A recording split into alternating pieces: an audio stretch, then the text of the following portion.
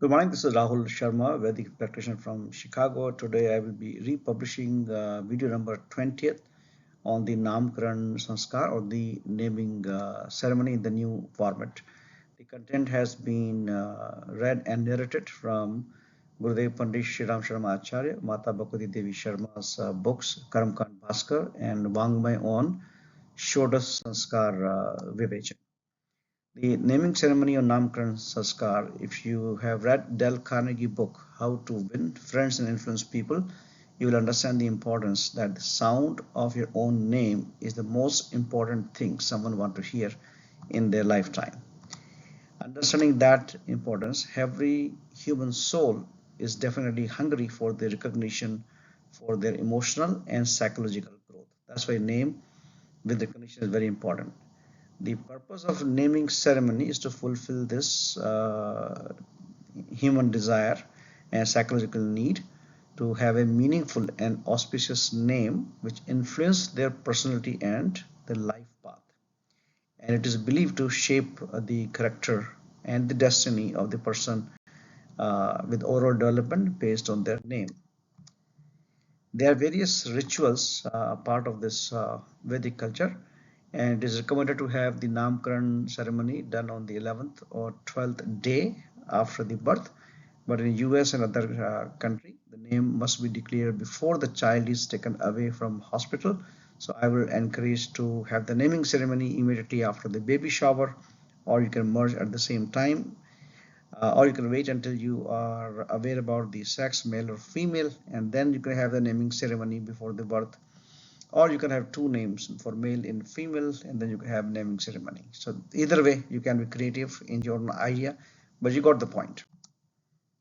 The different steps during the naming ceremony, which a priest or a volunteer from Gayatri Parivar can perform for you, is Mekhla Bandhan. Mekhla Bandhan is just like tightening a belt around the vest, just like for the police officers and army officers when they wear their uh, duty belt, how alert they are for their duty. Same thing by tying a thread or kanava, moli, nara chedi around the waist of the baby is to remind himself for throughout his life by the parents that he need to commit to the life and being active and alert and hardworking no matter what happens. Madhu Prashan, as the name says, Madhu means honey, as a honey tasting to the baby in his tongue through a silver slice or a silver spoon is idea to inculcate the habit of always being soft spoken, respectful to others when he or she is uttering the first word. And of course, baby doesn't understand anything. It's more of a parent's responsibility to keep reminding on the naming ceremony day every single year that this was done, this was the picture, and this is what is the significance of it, so they can understand that they need to be soft spoken and sweetly speaking to other people, giving them the full respect, like the Madhu Prashan. Then we have the next step in naming ceremony is the Mantra Diksha. Mantra Diksha, we all know Gayatri month is the Mahamantra. We utter Gayatri month in the ear of the baby. Again, the meaning is so deep the baby may not understand at that time, but you have to constantly create the environment and reminding him or her every single year that Gayatri month is for the wisdom and for seeking for righteous thought and repeating this process in the daily practice. Then we do the Surya Darshan. As we all know, that Surya or Savita is the Devta of Gayatri Mantra, and entire life is revolving around the Surya. So taking the baby first time to Surya Darshan signify the learn and follow the discipline and the continuity of the sun and the timing, the inspirational and motivational power of the sun, and we need to be as powerful as sun and need to follow all those principles taught in our Vedic culture related to Surya or the Agni. So that's the Surya Darshan, part of the naming ceremony.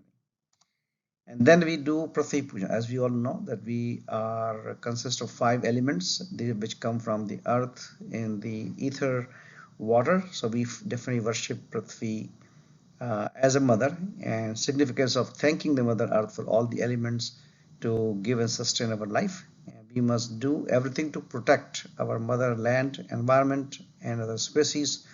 And we need to make our baby aware of that ecological balance and keeping the environment clean right from that day when he or she cannot even speak, but throughout his or her life.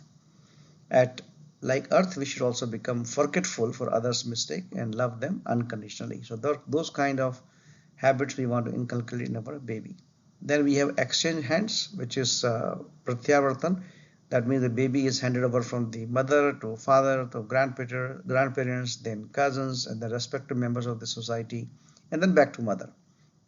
The idea is while mother has given the birth to the child, but everyone is accountable, responsible to create a positive, encouraging environment for the child's growth, including teachers, including cousins, and for playful activities, for the physical build, for mental build, encouragement. So everyone is responsible. That's the meaning of the action hands or pratyavartan rituals in this area.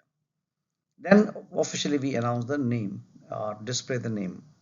Okay, people can do that through a decorative board or a TV screen or other media with some shanknath, with some bells and with some noise. People can know, okay, this is the name, and it goes into the ear of the baby also. And then after all those things, we do the lok darshan. That means now exposure to the outer world. As a parent, give maximum exposure to your child for outside activities, to understanding the good and the bad. And if you can afford, this is the best. You plan the entire life with a lot of travel along with the family time around the world. So the child is getting exposure to the real lok darshan. But for the naming ceremony, is just taking out from your house whole boundary and then exposing to the sky and the sun and the air and all those natural forces.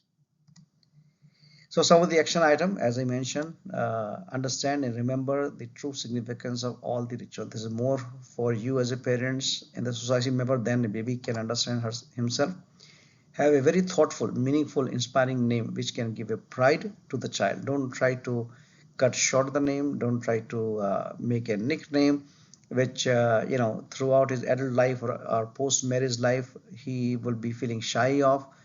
So make sure that you are only giving one name which you can pronounce yourself on a daily basis and always use the same name throughout the point.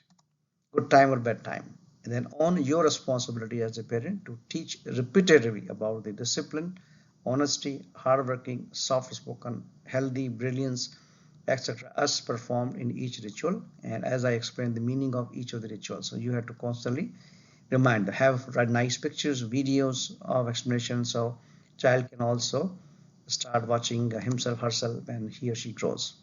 Always call your child by name as often as possible. This is the most loved sound as per Dale Carnegie. And then read the book How to Win Friends and Influence People. That will again enforce what I'm trying to teach with the naming ceremony. Departing message: be a Vedic practitioner, learn, adopt, and practice the secrets of success written in 3400 plus books by Gurudev Pandit Shriram Sharma Acharya. That's going to make everyone successful and happy and help others making this world a heaven. And don't forget to subscribe to my channel to watch my next video, which I release every Saturday. And then spread the word. The Vedic culture has to be spread. It's not going to walk by itself. It is a baby. You have to take the Vedic culture in your arms and then reach to the next house, next family, next friend, and follow the principle of 9 by 12. So 9 new families every single year, inviting 12 new families with any Gayatri Havan, Gayatri Puja, or any Sanskar ceremony, so they can understand the powerful message behind all of our Vedic